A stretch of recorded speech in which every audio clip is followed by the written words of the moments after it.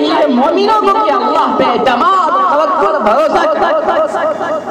इसी को अल्लाह के रसूल सरवर दो आलम शफीउल मुज़नबीन सय्यदुल मुरसलीन खातमुन नबिय्यीन अहमद मुश्तबा मोहम्मद मुस्तफ़ा सल्लल्लाहु अलैहि वसल्लम ने अपने हदीस में फरमाया, हज़रत इब्न अब्बास रज़ियल्लाहु अन्हु से वो हुजूर के साथ सवारी पे सवार थे, हुजूर के पीछे अल्लाह के रसूल ने फरमाया, या गुलाम इन्नी उअल्लिमुका कलिमातिन इहफ़ज़िल्लाह यहफ़ज़का इहफ़ज़िल्लाह तजिदहु तुजाहक। ए बेटे, ए लड़के, कुछ बातें याद जान लो, अल्लाह का हक अदा करो, इहफ़ज़िल्लाह यहफ़ज़का। तुम अल्लाह के हुक्मों की इताअत करो, अल्लाह तुम्हारी हिफाजत करेगा। तुम अल्लाह की बताई हुई शरीयत में चलो, इहफ़ज़िल्लाह तजिदहु तुजाहक। तुम अल्लाह के बताए हुए हुक्म पे चलो तो अल्लाह को अपने सामने पाओगे। सामने पाने का मतलब हर जगह अल्लाह तुम्हारी मदद को तैयार है। वअलम अन्नल उम्मत लम इज्तमअत अला अन यनफऊका बिशैइन लम यनफऊका बिशैइन इल्ला क़द कतबहु अल्लाहु लक। जान लो, पूरी उम्मत, सारे लोग अगर जमा हो जाए तुम्हें कुछ फायदा पहुंचाने के लिए तो कुछ नहीं पहुंचा सकते, सिर्फ उतना ही पहुंचा सकते हैं जितना अल्लाह ने तुम्हारे मुक़द्दर में लिखा है, उससे ज्यादा कुछ नहीं पहुंचा सकते। और जान लो कि पूरी उम्मत अगर तुम्हारा कुछ बिगाड़ना चाहती है तो तुम्हारा कुछ नहीं बिगाड़ सकती है, बस उतना ही हो सकता है जितना अल्लाह रब्बुल इज्जत तुम्हारे मुक़द्दर में लिख रखा है, बस उतना ही हो सकता है।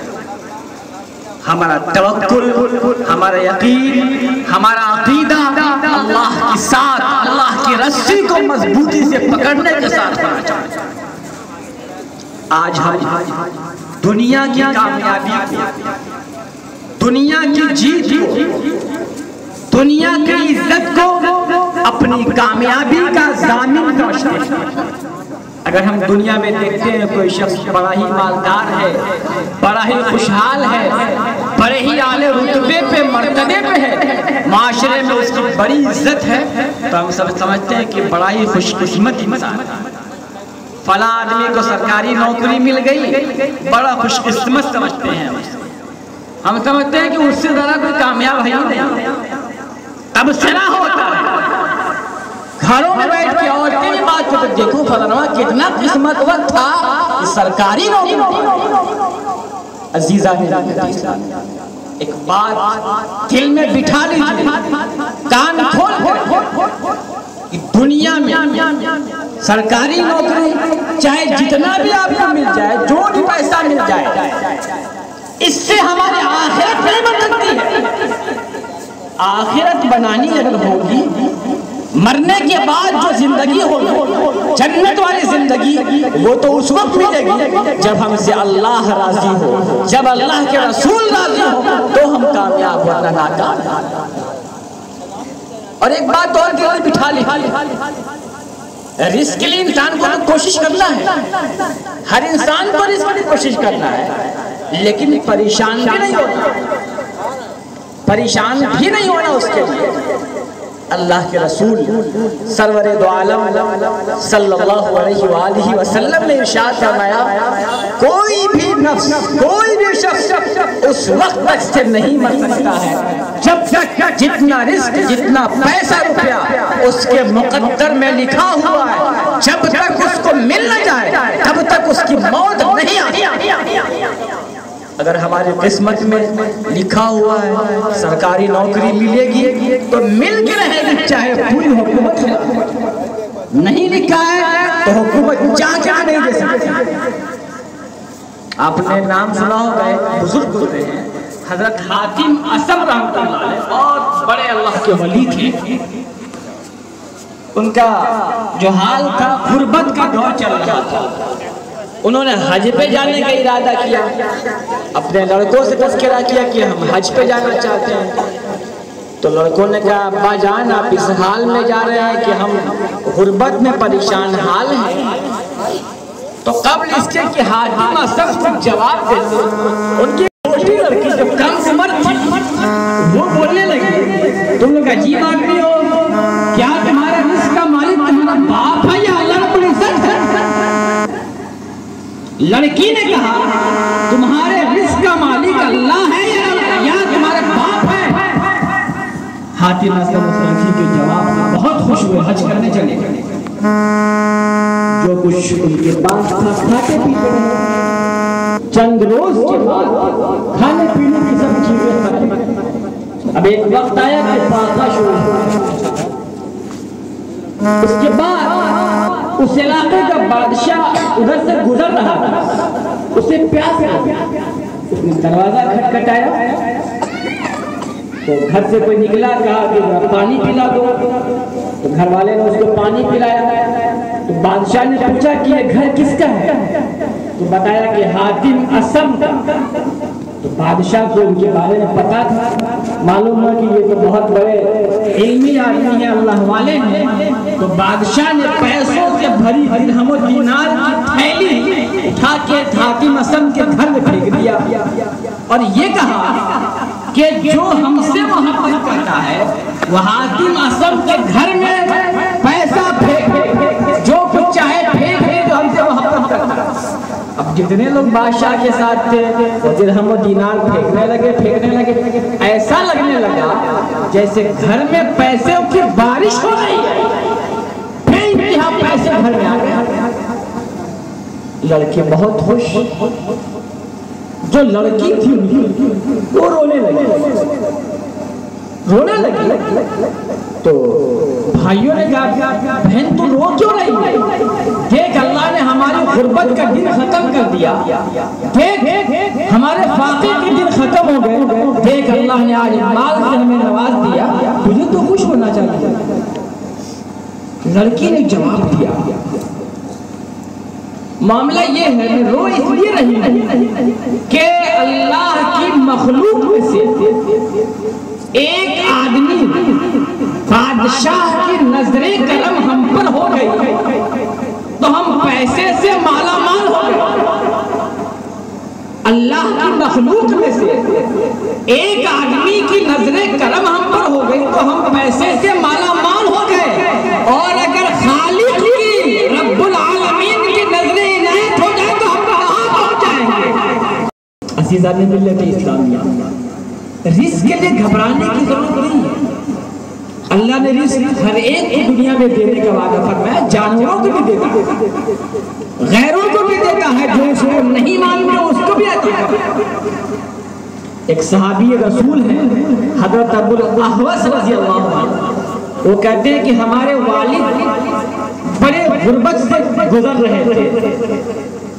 तो एक रोज अपने चचा जाद भाई के पास अबुल अहवस रज़ी अल्लाह अन्हु के अब्बू पहुंचते हैं और जाके कहते हैं कि मेरे चचा जाद भाई तो बड़ा मालदार है और मेरे दिन बड़े गरीबी में कट रहे हैं, तो एक काम करो, तुझे रिश्तेदारी का वास्ता थोड़ी मेरी मदद कर दे, कुछ पैसा हमको दे दे।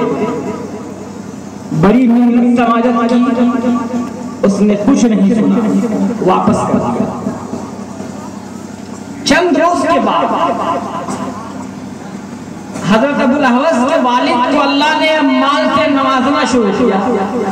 धीरे धीरे बहुत मालदार हो गए अबुल अहवस के वालिद, और उधर जो उनका चचा जाद भाई था उस पर अल्लाह की सख्ती हुई तो धीरे धीरे उसके पैसे खत्म हुए, उसकी गरीबी के दिन शुरू हुए।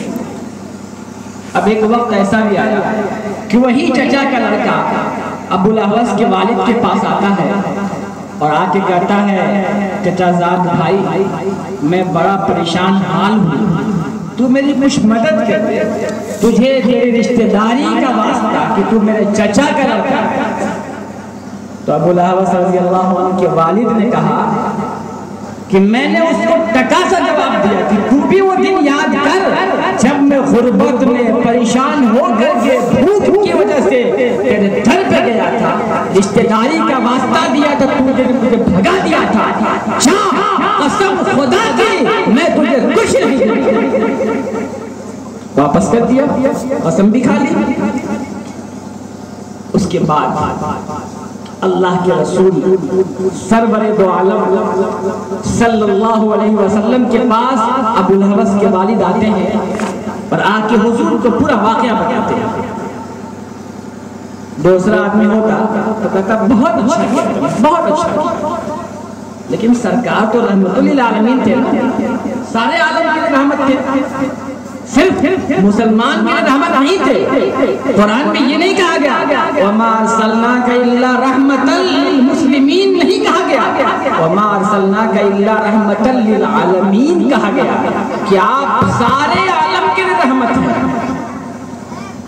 तो अल्लाह के रसूल ने फरमाया कि तूने अच्छा नहीं, उसने अपना जो शुरू किया वो किया, तुझे ऐसा नहीं करना चाहिए था, तो जा उसको पैसा दे, उसकी मदद कर। रही बात तेरी कसम की, तो तू कसम तोड़।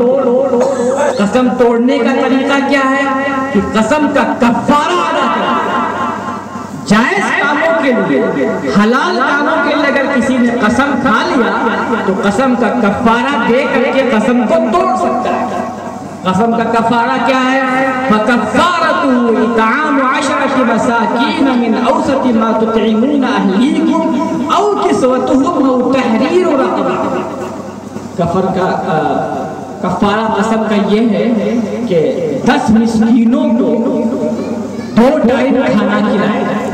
अगर आपने कसम खा लिया कि मैं ये काम नहीं करूँगा, फिर आपको वो काम करना पड़ रहा है, आपको कसम तोड़नी पड़ रही है, तो शरीयत ये कहती है कि फिर कसम तोड़ने के लिए आप कसम का कफारा अदा करो। कसम का कफारा क्या है कि 10 मिस्कीन को 2 टाइम खाना खिलाए। अगर वो नहीं कर सकते हैं तो 10 मिस्कीन को कपड़ा बना के दे दीजिए। अगर उसकी भी हैसियत नहीं है तो कुरान फरमाता है कि 3 दिन तक रोजा रखो, ये तेरे कसम का कफारा होगा।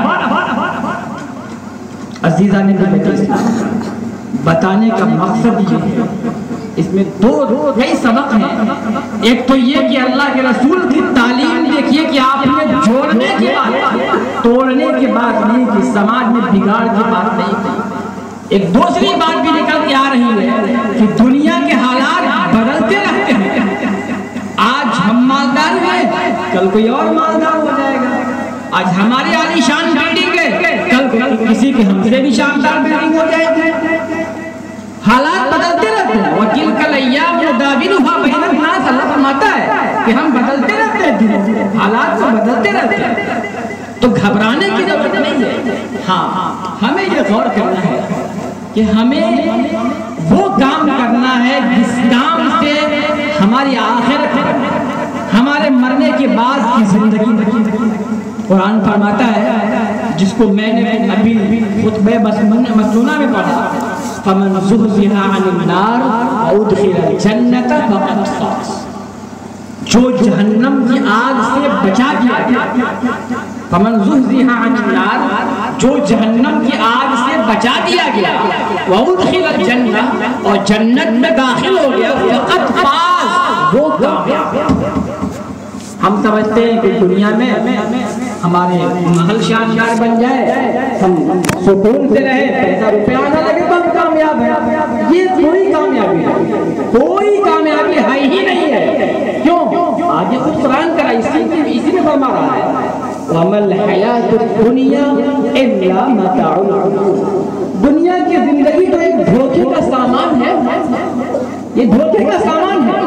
जिस वक्त मलकुल मौत आएगा, मौत का फरिश्ता आएगा, सब कुछ मालूम हो जाएगा, क्या किया हमने क्या नहीं किया। उस वक्त इंसान के दिल में तमन्ना होगी कि काश थोड़ा सा और वक्त मिल जाता, थोड़ा और वक्त मिल जाता तो हम अल्लाह पर खुशी कर लेते। इसी को अल्लाह ताला ने 28वें पारे में फरमाया है, या अय्युहल्लज़ीना आमनू ला तुल्हिकुम अमवालुकुम वला औलादुकुम अन ज़िक्रिल्लाह। ऐ लोगों, तुम्हें तुम्हारे माल और तुम्हारे औलाद अल्लाह की याद से गाफिल न करते। वमन यफ़अल ज़ालिका फ़उलाइका हुमुल ख़ासिरून। जो बाल बच्चों में उलझ रह गया, बाल बच्चों के चक्कर में पड़ करके अल्लाह की याद से गाफिल रहा तो घाटे में, नुकसान में है। मिम्मा रज़क़नाकुम मिन क़ब्ल अन यातिया अहदकुमुल मौत। और अल्लाह के रास्ते में खर्च करो अपने माल को, गरीबों में, यतीमों में, बेवाओं में, मिस्कीनों में, जरूरतमंदों पे माल को खर्च करो कब्ल इसके के तुम्हारे पास, तुम में से किसी के पास मौत का फरिश्ता आए, फिर वो कहे फयक़ूल रब्बी लौला अख़रतनी इला अजलिन, ए अल्लाह थोड़ा सा वक्त दीजिए, ए अल्लाह थोड़ा सा वक्त और दे देते तो कि हम नेक अमल कर लें। ए अल्लाह रब्बी लौला अख़रतनी इला अजलिन क़रीब, ए अल्लाह थोड़ा सा मौका दे देते तो हम अच्छा अमल कर लेते और हम नेक बन जाते, अब हम गुनाह नहीं करेंगे। अल्लाह फरमाता है वलन युअख़्खिरल्लाहु नफ़्सन इज़ा जाअ अजलुहा वल्लाहु ख़बीरुम बिमा तअमलून। हर किसी मोहलत नहीं मिलती किसी भी शख्स को, जब उसका वक्त आ गया एक लम्हा भी अल्लाह उसको मोहलत नहीं देता जब उसका वक्त आ जाता है। अल्लाह यकीनन बाखबर है जो तुम करते हो। अज़ीज़ान मिल्लत इस्लामिया, तो हम अपनी जिंदगी का जायजा लें कि हमारी जिंदगी किस रास्ते पे गुजर रही है। क्या हम मौत के लिए तैयार हैं? किसी वक्त भी मलकुल मौत हमारे पास आ रहे हैं, हज़रत इज़राइल आते हैं तो हम उनसे क्या कहते हैं? उनसे ये कहें कि थोड़ा वक्त दे दीजिए, या ये कहें कि वेलकम टू यू, हम तो आपका इस्तकबाल करते हैं, मरहबा, हम तो आपका इंतजार कर रहे थे, हमें तो मौत का इंतजार था, इसलिए कि मौत तो मोमिन के लिए उसके बाद बड़ा कमरा बना है। बहुत सारे लोग फज़ाइल को सुन करके बहुत प्रसन्न हो जाते हैं कि गुनाहों पे गुनाहें किए जा रहे हैं, कोई खौफ नहीं। एक वाक़या बताऊं आपको, अल्लामा इब्न कसीर ने अपनी तफसीर की चौथी जिल्द में लिखा है कि जहन्नम में एक आदमी बार बार चिल्लाता रहेगा, या हन्नान या मन्नान, या हन्नान या मन्नान, या हन्नान या मन्नान। ये अल्लाह ताला का नाम है। बार बार चिल्लाएगा, गिड़गिड़ाएगा, आजिज़ी करेगा। एक दिन नहीं, 2 दिन नहीं, 1 साल नहीं, 2 साल नहीं, अल्लामा इब्न कसीर ने लिखा है कि 1000 साल तक वो जहन्नम में चिल्लाता रहेगा, या हन्नान या मन्नान, ए अल्लाह हमें जहन्नम से निकाल, तड़प रहो, बेचैन बेकरार हो। 1000 साल के बाद अल्लाह रब्बुल आलमीन जिब्राइल को हुक्म देंगे कि जाओ ना जहन्नम में देख के आओ।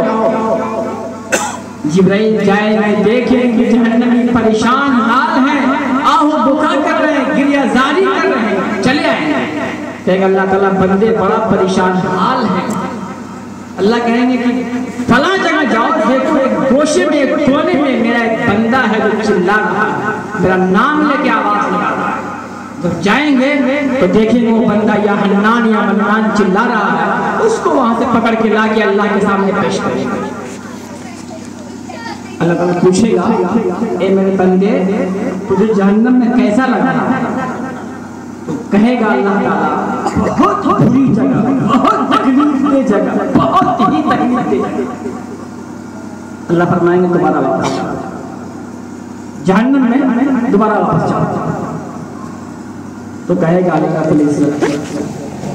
जिस वक्त आपने हमको जहन्नम से निकाला तो मुझे ये उम्मीद हो गई थी कि अब दोबारा हम जहन्नम में नहीं आएंगे, और आपकी रहमत से मुझे ये उम्मीद थी कि दोबारा हमें जहन्नम में नहीं डालेंगे। अल्लाह ऐसा न कर, मुझे दोबारा जहन्नम में न भेज। तो अल्लाह रब्बुल इज्जत फरमाएंगे जा ठीक है, तू आजाद था, फिर उसको जन्नत में भेज दिया जाएगा। अब इस हदीस में गौर कीजिए, 1000 साल तक जहन्नम में जल के बाहर आ रहा है।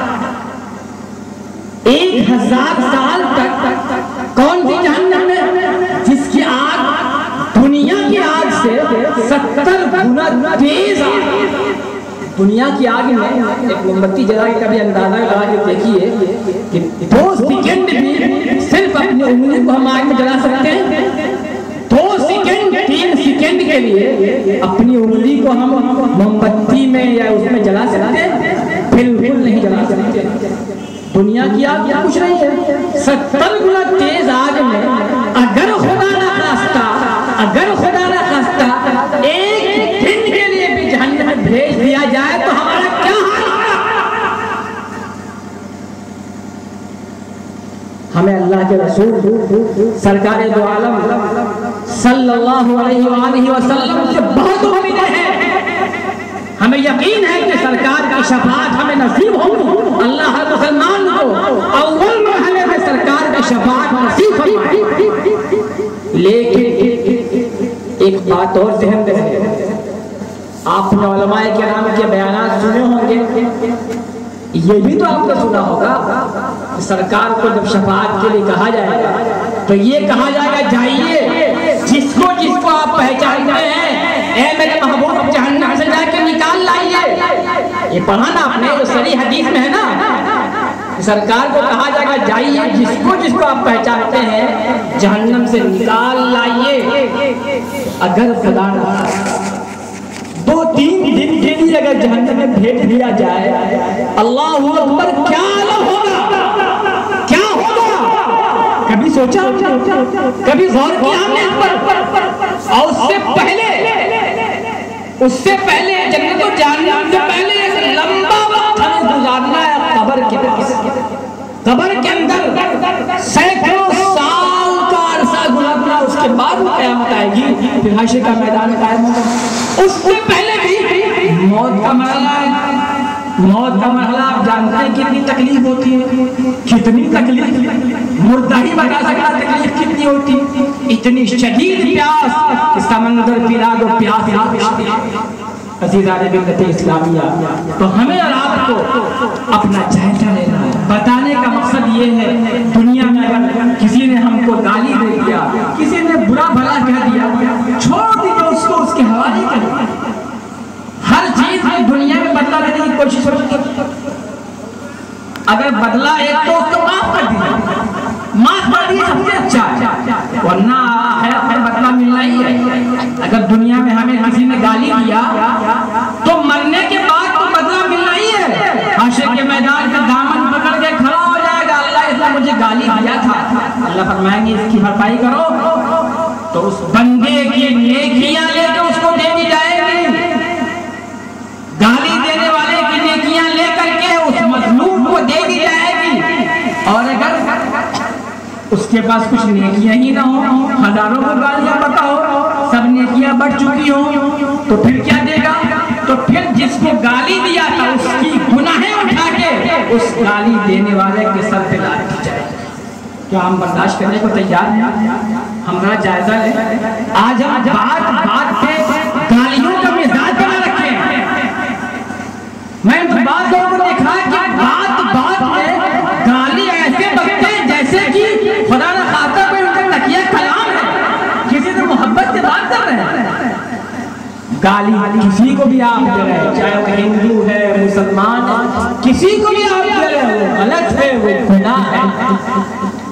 और एक बात और बताना चाहता हूँ, जनाजे में हम जाते हैं, मैं देखता हूँ कि पूरा रास्ता हम फैल जाते हैं। ऐसा लगता है कि जैसा सारी सड़क हम ही कब्जा कर लेंगे। रास्ते का भी हक है, औरों को भी जाने का हक है। जनाजे में जाइए, थोड़ा सा लंबे जाइए, दाएं तरफ रास्ता छोड़ दीजिए ताकि गुजरने वाले गुजर जाए। मैंने तो बात लोगों को जनाजे में भी गाली देते देखा रास्ते के लिए। अस्तगफिरुल्लाह, अल्लाहु अकबर कबीरा।